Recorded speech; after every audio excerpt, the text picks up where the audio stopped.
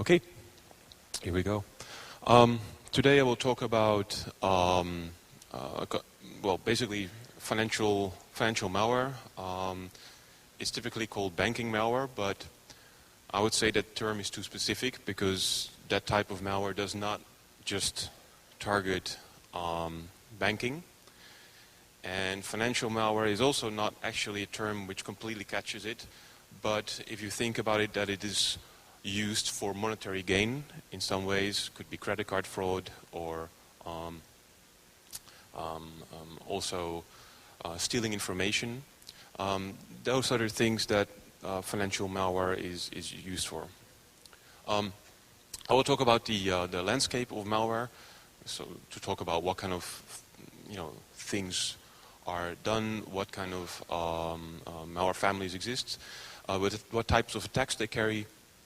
And the situation in Korea, I will give 3 different examples of banking malware attacks that take place, that have taken place here, and I'll also go into their level of success. And I will discuss a bit of point-of-sale attacks, which I know also happen here. I don't have any actual examples for Korea, but just like the same type of attacks would work here that would work in the US, where it's very popular to use this type of malware. I have to...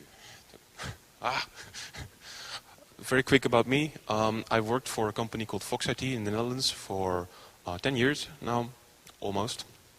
I'm a principal security expert there, and I've kind of made my hobby, the things that I like to do, my work. So that means that, I tend to work a lot of hours a day just because I also like doing it, but it makes me also very tired sometimes. And as you all know, my birthday today, so... just a quick introduction to financial malware or banking malware. One of the main purposes is to, intercept information and manipulate information. So one of the most basic properties that most malware of this type has is that it can recover stored passwords. It typically is able to unlock encrypted databases with stored passwords of browsers, of many applications that are on a system. But it also can steal stored certificates, especially those in software-based certificate stores. But also it can intercept live data, so basically like sniff the network. Some malware is able to sniff FTP protocols and other plaintext protocols, and others, most actually, will be able to sniff the browser, and it's not really sniffing an interface, it's just hooking or intercepting certain functions in the browser. And it's done for almost every browser that exists, all major ones. So Internet Explorer, Chrome, and Firefox, that's basically the standard. Most current malware will support that. So this manipulation, that's something else. That's not just obtaining information, that is also changing the information that that a victim of this malware will see. So think about you're receiving a web page from your bank or from any website whatsoever. It's encrypted, it has SSL, so it has end-to-end encryption. But by manipulating the browser in a way, in a certain way, they're able to manipulate that. And that's the whole key concept of most banking malware. By being able to do that, they can do a lot of other things as well. So you can manipulate the behavior of the browser as well. You can inject a JavaScript, which is actually not part of the malware itself. It just is able to manipulate the data that is coming back from the bank, inject a JavaScript, and the JavaScript is then executed by the browser, and they can do everything. The JavaScript, they can make its own requests. It can even make post data requests. So, for example, what you can do, if you manipulate the stream, the SSL stream of an online banking system, you can inject a script which will automatically add a transaction. It's a very simple way to do it, and this type of attack would work here as well, because you're basically, as a victim, you're browsing to the internet, you're authenticating on your bank, and the only thing you need to do is enter an OTP.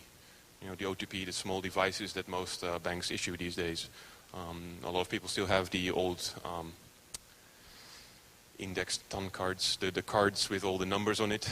You might know what I mean. But basically, adding a transaction is a very simple process. You just need to understand how the bank works inside. So just what kind of requests are sent to the bank and from the bank.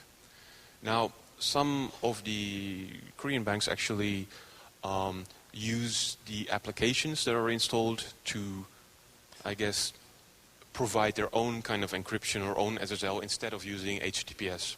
So in that case, standard Trojan will not work, and you would have to write something custom for that solution because it's not using the standard browser interface, which the Trojan hooks.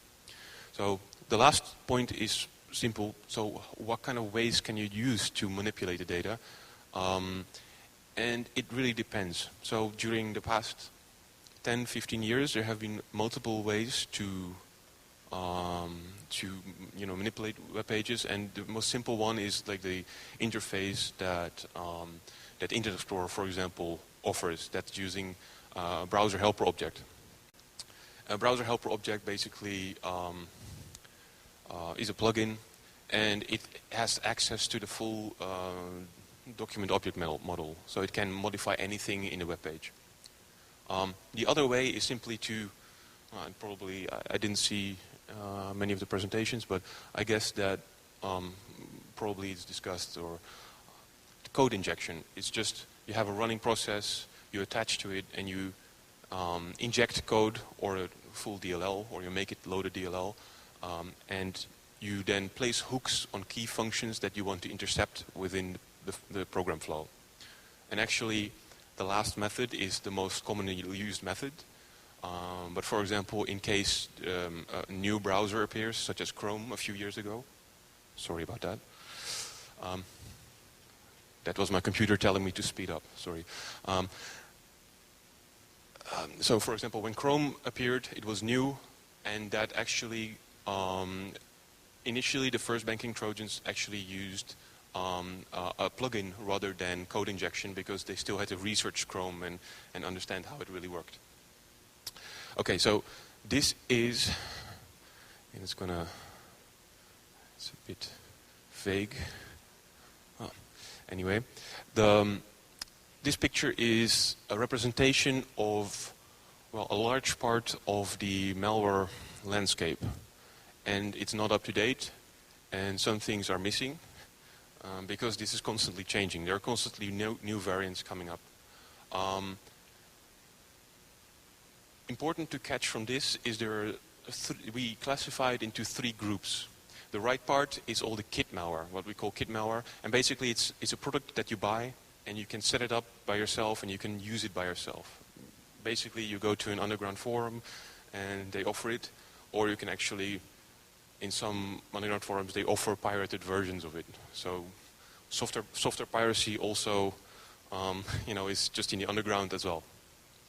Then the other 2 on the left, there is some overlap between the 2, but it means rented malware and private malware. Rented malware is one where you have all the functionality that you would have on the, like if you would buy it as a finished product, but they do everything for you. They set it up, they have the command and control server ready for you, they will even register domains for you if your domains get taken down, move it around if the server is taken down, things like that. And the other group is private malware. That's basically, you're as a group, as a team, you're working together, and you're all working together on the same attacks. That's basically private malware. There's sometimes some cross between the 2, sometimes, because private malware is more safe because it's a trusted group, and with rented malware you're getting customers who might not be holding the same kind of security measures on their own systems, for example, or they might not be trusted very well. So in general, banking malware has had over 10 years of mainstream attacks. Started with Limbo and Zeus. That's basically when two-factor authentication attacks against two-factor authentication started. since then, always variants of the same types of things. There's new Trojans appearing, but they're all the same. They are all inspired by the previous versions. I'll come back later on that, but one of the things, Zeus started with a configuration format called web injects, and actually I think that 99% of all the Trojans that are currently out there all support this same configuration format. So within the underground economy, basically this became an industry standard. And this industry standard is basically to have a configuration which explains what to modify in the online banking stream, for example, or in the web page that is returned by the bank, what to modify at which places. So it's a very simple configuration format, just has a number of rules that it goes through. And these guys are typically very practical, so they just make something, it works, they ship it, they don't think too much about security and other things, and if it breaks, they fix it and ship it again. When it comes to actually researching this, it is not too much challenging overall. There are some exceptions where it's really difficult to reverse engineer, or they're really protecting themselves well. In some cases, for example, they're very targeted at one specific country, and if you are not researching it in that country, you will not find out how it exactly works, because it has another stage or another part that you cannot get easily, for example. So there are also a few interesting examples of malware. Peer-to-peer Zeus is one of them. It started as the original Zeus. Then about, I think, 2009, they started the group together that started to do online banking attacks in a more organized way, and especially targeting corporate banking platforms, which is, corporate bank accounts usually have a lot more money and are able to move a lot more money. And they modified the malware. They actually, the original author of Zeus kind of retired, and he actually went private. So before he was making the kit malware, which was the part on the right of the graph, now he was doing this private malware and developing only for this smaller team. And by, say, small team, it's still more than 50 people that were involved. And it was challenging because instead of traditional communications, it used a peer-to-peer network, and it was quite well made. It had some vulnerabilities in the peer-to-peer network, but whenever someone started to abuse those vulnerabilities in the peer-to-peer network to take it down, they quickly recovered from that and fixed the vulnerabilities that were abused. So they were very quick to fix it. They used very good bulletproof hosting. Often people say, this hosting is bulletproof, and it's not really. But what they used was servers that were rented and stationed somewhere in Ukraine, we believe, did not actually have an IP address, but they transported whole net blocks with BGP and various VPN tunnels over to there. So all the IP addresses were really virtual. The IP address was assigned to a server which was in a completely different country, but finally the IP was transported over many networks and then finally arrived in Ukraine, where it was assigned to a server. If someone blocked the IP address, they could simply get a new one. If someone blocked the whole net block, they would just get a new net block. And that has worked for, the past 10 years, basically. And they're still doing that today. And it's very difficult for law enforcement to, get after this, because it goes through so many countries, and it's constantly changing, that it's hard for them to really figure out where it is going. And additionally, the people who were doing this group, peer-to-peer Zeus group, were very experienced. They had many years of experience, and this showed in the behavior they had. And if, for example, something didn't work, they just moved on to another target, the next target. They didn't continue to work on the same problem and try to see if they could solve it. If someone was being difficult, they would just move to another target that was easier. This is a simplified view. It's already complex, but a simplified view of the peer-to-peer Zeus network. So on the left, you have a peer-to-peer layer. You have some concept of supernodes. They're talking to a proxy layer, and they're talking to the bulletproof backends. And then within the backends are traditional Zeus instances. So there were 28 different instances, And also through the same proxy layer, you could reach the fraud backend. So you had malware control backends, and you had the fraud backend where when an online banking attack happened, the attackers could communicate through that fraud backend. And there would be a man in the middle between the victim and the online banking session that they opened. Interesting to see. It's not so sharp, I think, but here below you see a builder and a debug bot. Basically, they had all kind of their own systems that were connecting to the same peer-to-peer network to monitor it. So one was to monitor it to see attacks against the peer-to-peer network. Another was to use the builder, and the builder is used to build the malware, the updates, and the configurations, but also they would get a seed list of peer-to-peer nodes, put it in the builder, and the builder would then connect to the peer-to-peer network and spread RSA-signed messages, which could contain a configuration or an update or other messages such as the selection of supernodes or information on proxies. So when it comes to actual group, this is just one example. The peer-to-peer Zeus had two leaders. One of them was Slavic, which we'll get into a little bit later. They had a support team, which was supporting various extra services that were offered. And they had a lot of third-party suppliers. So in this underground economy with banking malware, there are a lot of extra services that are offered. Things from exploit kits to infect people, spamming services to deliver the malware via email to people, other, supporting malware, which could be a loader or could be, for example, the ransomware that actually encrypts files on your system, things like that. And you will see that the lowest part, that's all the other different teams. And there were 28 different teams that were using it, some only for a short time, some for the entire time.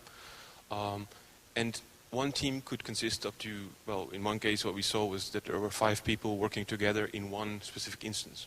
So that's interesting at least. And they would pay a certain fee, and after they paid the fee, they would basically share the profits. So they had a good trust relationship between basically the customers and the people that ran the group.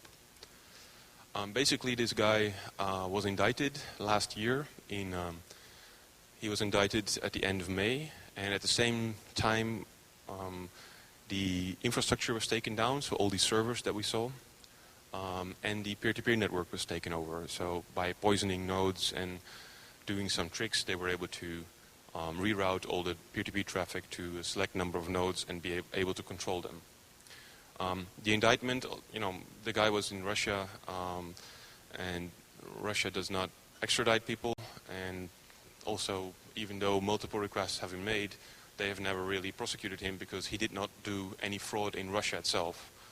And in Russia, even if you do crimes against institutions in Russia, they will be very upset about it and will prosecute that person. But if you are only attacking banks in other countries, they don't care too much. So what types of attacks are there? So I've been referencing a lot to what is called transactional fraud. So that's actually going to online banking and making an actual transaction. There are other types of fraud as well. I touched upon it. That's like credit card information social engineering. So you're social engineering the data that you need to create a transaction using credit card details. And you also have other information that you can gather and monetize at a later point. But one of the main things that is being done is transactional fraud. And there you have automated attacks, which is something I touched upon before. If you manipulate the browser behavior, you can inject a JavaScript, and the JavaScript can create a transaction.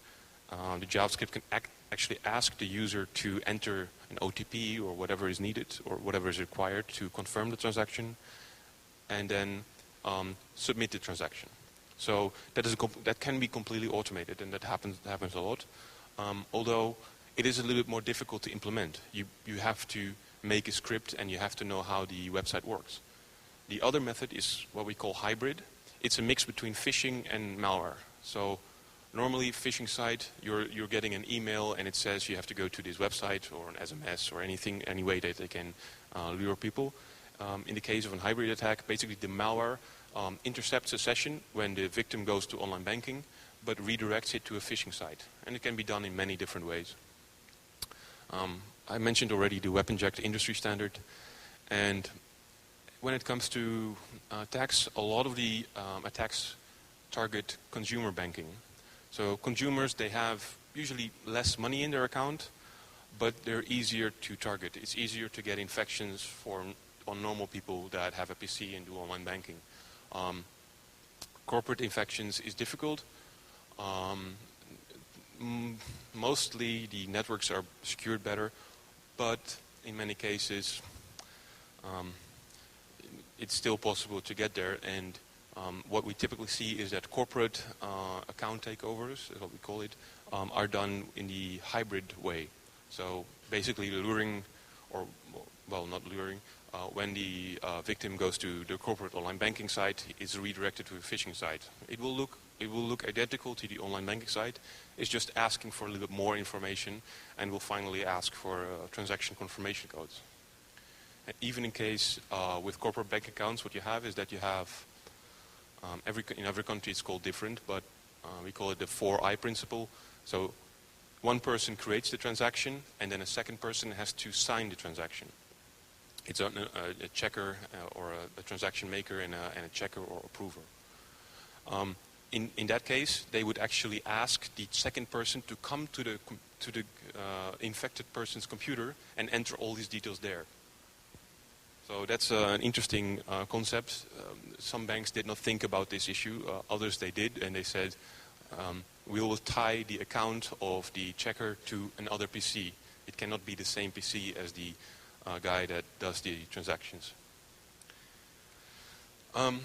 To get into some examples, this was something which was, I think, in December last year. Well, whenever the movie came out, which was called The Interview, which you might remember probably. This was an application for Android, which it was supposedly to download the movie for free, and it came out when when the whole the Sony hack appeared and all that things you might remember. So actually it targeted a large number of online banking applications, mobile banking applications in Korea. And the only thing that it did was basically to steal certificates and social engineer some extra information. It was targeted for Android. The extra information was simply like your national ID here, your certificate and transaction passwords. So with that information, they could probably set up online banking or mobile banking on their own system with your account. They could also social engineer, because actually they had your phone, so they could look up your phone number. But what they did actually was block all the phone calls. So even the bank could not call the victim, but also the attackers could not actually call the victim. So that seems like a missed chance, but okay. Interesting was that they had two devices which were supposedly blocked from loading the second stage of the malware, which was Samjeong and Arirang, which are North Korean Android devices. However, the check that was implemented for Arirang the logic for it was wrong, so we do load anyway. And I'm not actually sure that, it obviously, it's meant to say that, this malware was created by North Koreans, and it would not infect those systems, but it does not really make sense to me. But who knows? It's maybe a false flag, or maybe it was made by North Koreans. I have no idea. Another feature that it has was interception of SMS. Those were sent to the HTTP-based CNC, but also could be sent to an email address. The malware itself was already in circulation for a while, but as I don't really investigate a lot of the attacks in Korea, I'm not sure how actually active it is. Another attack that we saw about a year ago, I think, another very simple attack.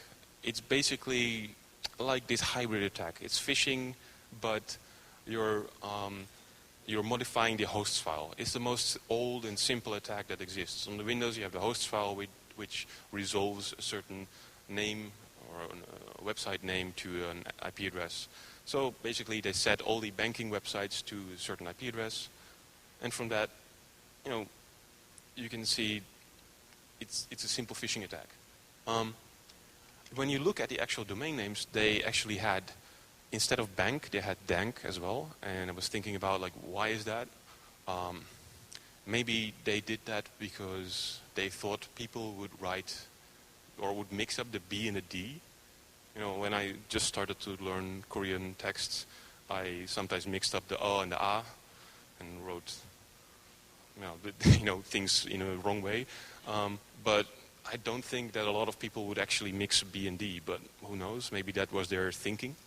But they also had a lot of spelling mistakes, like Shinhan instead of Shinhan, and SC first is like 2 I's instead of the, I think I can, like here there's 2 I's instead of 1 I.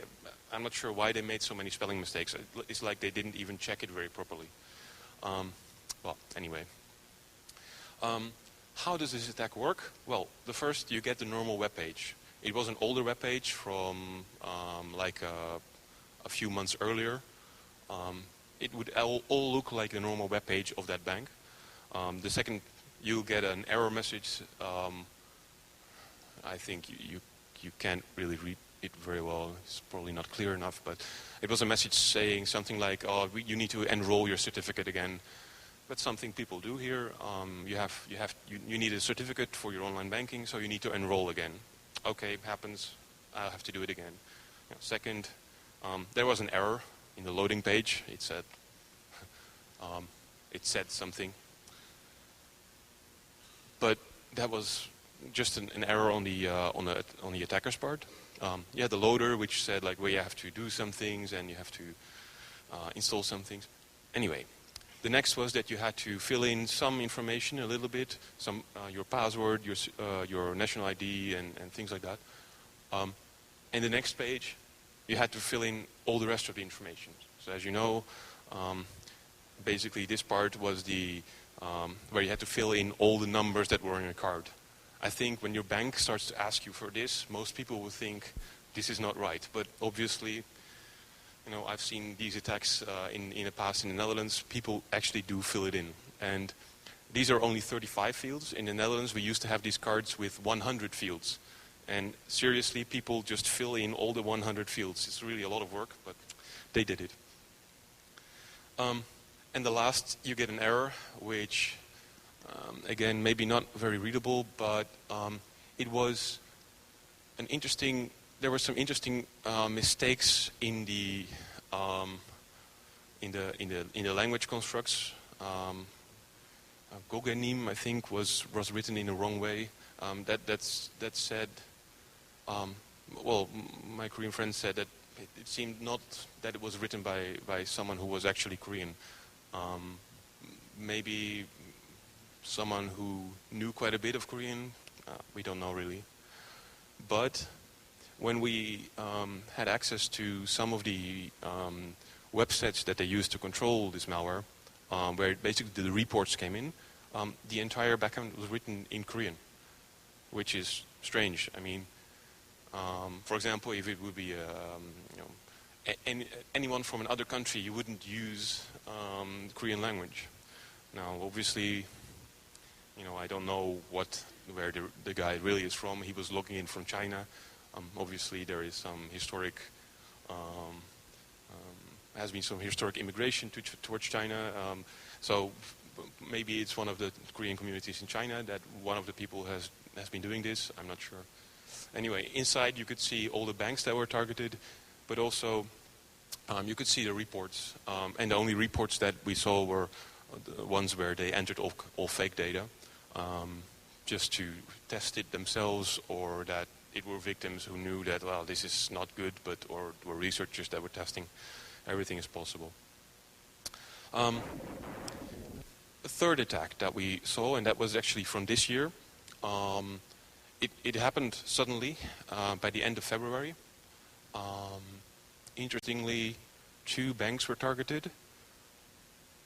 What they do in this attack is, again, a hybrid attack. So when the browser is trying to go to one of the sites, it will actually redirect it to an internal, basically randomized domain, and that will look that up, and will send it to the IP address listed above. Basically, a very simple, straightforward attack to social engineer information with that information that they can set up a new session where they can make a transaction. Dire is very global. It is targeting many different regions and very successfully. It's also targeting corporate banking mostly, so large transactions of hundreds of thousands of dollars up to several million of dollars. And it goes to, for example, accounts in Hong Kong, accounts in the eastern of Europe or the Middle East. They try to find ways to get people to open large corporate accounts, move money into that, and then spread it over multiple accounts. And then after that, they do things with that money. It's not entirely clear how what kind of methods they use, but they seem to be actually buying equipment and stuff and moving that back to Russia. That seems to be their MO, and then selling that stuff. Actually, an interesting thing, I'm not sure if Dimitri is still here. He's probably the only person that can read Russian, but I've made a Google translation myself as well. Basically, they have job advertisements. So for tasks that they don't need specialists for, that need to know the malware, they actually just hire people on a regular website for recruitment called HH.ru. And there they are basically just asking for a Korean translator. And you might remember that the Korean targets were added at the end of February. This job advertisement was from the 4th of February. And basically what they're asking for is a Korean translator that can work between a certain time, and also that is either located in Moscow, or if working remotely, he or she has to be in Russia, Belarus, or Ukraine. Either of those three. No other countries are accepted. Well, what did we actually see happen? We saw that there were, by the end of February, spam campaigns. Initially, these spam campaigns were for Australia, New Zealand, and Singapore, and suddenly they also were for Korea. And these spam campaigns, how do they work?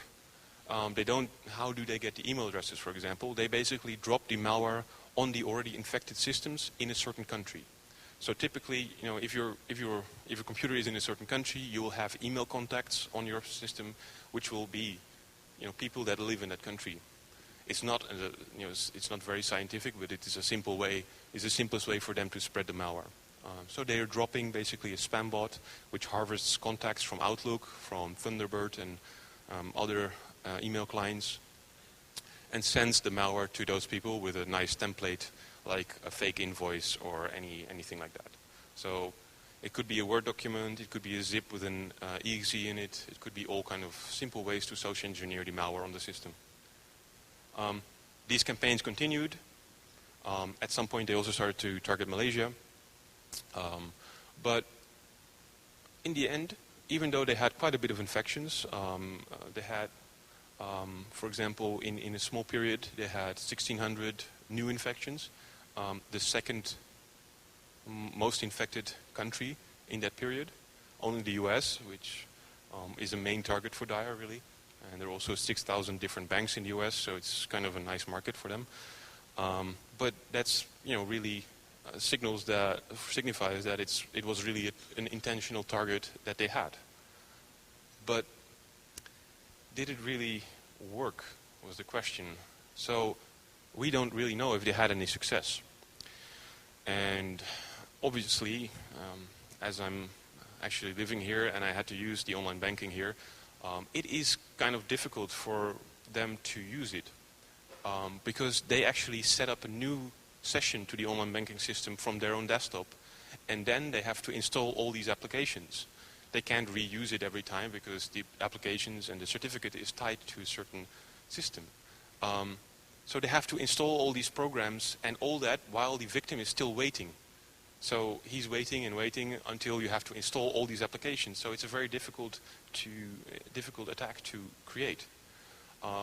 It would be easier for them to just take over the desktop of the victim or create a hidden second desktop and do the transaction from there. But they're not capable of that with the current malware. They want it, so... Anyway, my conclusion is that it might have been just too complicated to execute this attack with their malware. So I guess that's a reason. I don't know why they did all the investment by recruiting a Korean translator, getting all the spam campaigns out. I'm not sure, maybe they had some small successes, but for sure they didn't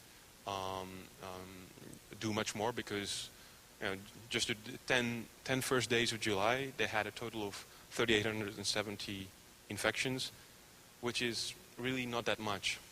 So they're not doing the Korean spam runs anymore, so I'm pretty sure that they're not targeting anymore Korea. And, well, they've moved on to other countries as well, in Europe, in Asia, and in the US. Okay. So another topic of financial malware, point-of-sale malware, and that's something that has been going on for quite a long time. You have, of course, the traditional skimming, which is more like in the physical domain, but you also have point-of-sale systems which run Windows very typically, or even the terminal does not run Windows. Then the terminal sends the information to some central server where the unencrypted information is also in memory, and that server will run Windows and is also going to be vulnerable at some point. So counterfeit cards, which is the cloned cards, the physical credit cards basically, or physical debit cards, they can be cloned, and that was already a popular crime when the Target breach happened, which was 30 to 40 million cards which were exposed in that period. That really made everybody who was not into point-of-sale malware already consider it, definitely. And we've seen a lot more people get into that specific game. Now, to get to point-of-sale systems, a lot of the traditional criminals used to scan the internet for with default credentials and then try to get access to point-of-sale systems. That is a tactic which works. It still works today. Vendors just always use the same password for every point-of-sale system because otherwise the support would be a nightmare. But there's also another way which really works, and that's this. In the same principle, they're using a remote management software like TeamViewer or LogMeIn or things like that. And they're actually, the criminals are now searching in botnets that collect all the information and searching for credentials for TeamViewer, LogMeIn, etc. and using those credentials to find support companies that support point-of-sale systems. So it's another way to create point-of-sale botnets, and actually once you have such an account you can have hundreds, and in some cases a recent breach was 8,000 point-of-sale systems. And 8,000 is really a lot because per day 100,000 cards were basically stolen. That is really a lot because the fraud risk, what banks calculate, is every card is $500 in risk. The actual fraud of a card can be thousands of dollars. So you can think about the monetary loss per day of this. Well, for us, unfortunately, but for the criminals, unfortunately, there are just not enough buyers to buy that amount of cards because you actually have to create a card for that and actually go to a store and buy something. But 100,000 cards is really a lot. Luckily, it has come down a bit, and it's more or less like 10 to 20,000 cards per day, which is still a lot, but a little bit less. One thing I wanted to go into, and I'm not sure how I'm doing with time. I think probably good. 10 minutes? Okay. Anonak was a group, you might have read about this. It was published late last year, our research. Kaspersky also did their research and posted a report that was called Carbonac. And basically this group was targeting two different markets. In Russia, they were actually targeting banks specifically. And their biggest target for that was the payment gateways. So a little bit similar as the talk of Dmitry just before, the payment gateways in Russia are a system which is really from the 80s or something. It's really old, and when they created it, they did not implement anything like authentication or authorization. So once you have access to a payment gateway in a Russian bank, you can move all the money of that bank. There is no limit, there is no accounts, there is no segregation, everything can be done. And that's what these guys learned. So really, that was their main target. If they had access to other systems within a bank, they would use, for example, send or put malware on ATM systems, which then they could basically modify to, well, in one case, one specific case, they would modify the denominations of the bills. So you would get 100 bills of, I don't know what the currency in the ruble, but what the bills are exactly in Russia. But, think about like a $5 bill, the machine thinks that a $20 bill is actually a different value. So you get the system, the ATM machine thinks that it's giving you 100 $5 bills, but in reality it's giving you 100 $20 bills. That gives you much more money in a way that's very easy to make. And they actually used the testing software that the ATM company provided and did a simple patch to it, and that was all they needed to do. It's basically the management tool to modify ATM settings, and they did some patches to override the system internals. How did they get these infections? Mostly they just spammed people with like nicely themed lures. Just could be anything really, but simple ways. But another way they used was to buy infections from other people. So a lot of people have big botnets, but then they're not really using that information. They have a big botnet, they're using it for one type of fraud, which they get by, but then the other information that they steal, they don't use it. So other groups are interested in buying infections, and those infections can be worth a lot of money. Usually it's not that they're paying a certain amount, they just have a trust relationship. If they make a certain amount of money, they will have a profit share. So they get like 20% of the profit if that infection led to a big heist. Now, I said there were two regions for Aronak, or two markets that they targeted. There was Europe and there was the US. In those markets, they actually did point-of-sale malware, which was very different from the attacks against banks. So they were actually breaching bigger organizations which had a physical retail stores, and were infecting those with malware. And they collected a little bit of cards, not really big volumes, but enough to make an impact at least. But it shows that there's two markets that these guys targeted. It's interesting because typically most criminals are focused on one type of business in one market, and then they can move to different markets. But in this case, they really did two completely separate things with the same malware. Because the malware was actually written to be able to monitor the desktop of the victims. So they would infect the system administrator of a company and then watched his desktop and saw what he did. And a system administrator, he's managing all these systems, so they exactly knew which system was doing what, had which role in the network, and how to connect to it. So that was very useful information for them to be able to breach into the network quickly when the administrator went home. This group is interesting because they're actually based in Ukraine, and as you know, this all started when the Ukraine and Russia conflict started.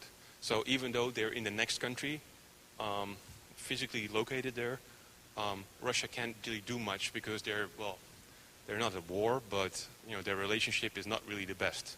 So everybody in this world has a problem with this international crime, because in the internet you can access a server somewhere or an organization in some completely different country, and it works just as well.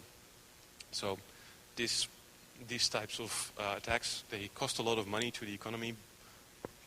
In the big scale of things, it's not that much, but still, some banks actually went bankrupt because of this group.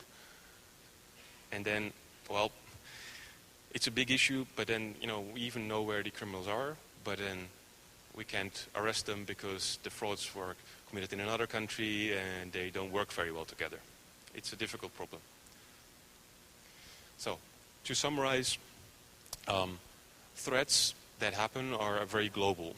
The threats they're not just in one specific region. Traditionally, a lot of activity was in the US, and Europe was also targeted a lot. But now we see that these things are happening everywhere, and it's not just that a specific group, for example, that Chinese hackers are always targeting Korea and Japan, for example, but it's also Russian hackers who are doing the same thing. And when I say hackers, well, it's a bit of a weighted term, but so why is Korea actually targeted less than other countries? For example, in Japan, there have been a lot of attacks in the past years, but why is Korea not targeted? And I think it comes from, the ActiveX components and all those things which happen. It's difficult for them to actually hijack the desktop and do the attacks manually. It's time intensive, so they try not to do that. So I think that the difficult way to do online banking and set up online banking from a PC is actually helping deter certain types of fraud. It can be done, but it's more difficult. So that's why they probably don't even try that much. But language is definitely not a barrier. We see attacks against a number of countries, Arab countries, all over Asia really, where there's different language types. They simply hire a translator. That's a very simple solution to a difficult problem. And if you don't have a translator, Google Translate can translate a lot of language, and you don't really need to know exactly what is written there, but as long as you kind of understand what's written there, it might be just enough. And there is also an increase of targeting of other things. So not just online banking, but credit cards, that's traditionally already point of sale systems, and other types of other types of information that the criminals can monetize. This can be personal information as well. I think that was the main part of my presentation. Actually, of these attacks, I was trying to contact some of the banks here as well. They were not very responsive, but in the end, maybe there was not actually any fraud. And I think it's better to be more proactive about these things, try to research them, and try to be ahead of the game, really, to understand how the attack works and try to assess the risk that you have. And I think it's also good for people to work together. So I think banks should work together on a lot of these fraud issues because it affects them all. And I'm not sure how well Korean banks are working together currently, but it's always good to have both a local but also an international outreach. It's good to know what happens in other countries around you, what types of fraud happen, and then apply that knowledge to better defend your own systems. And definitely, here there's a lot of security on the endpoint, basically the victim system, but it is not really the best way to secure a system because the victim is already compromised. The system is compromised, and the criminals will find ways to work around it, even though it might not be, it will always be a cat and mouse game on the computer. All right. Does anyone have any questions? If not, I want to thank you very much.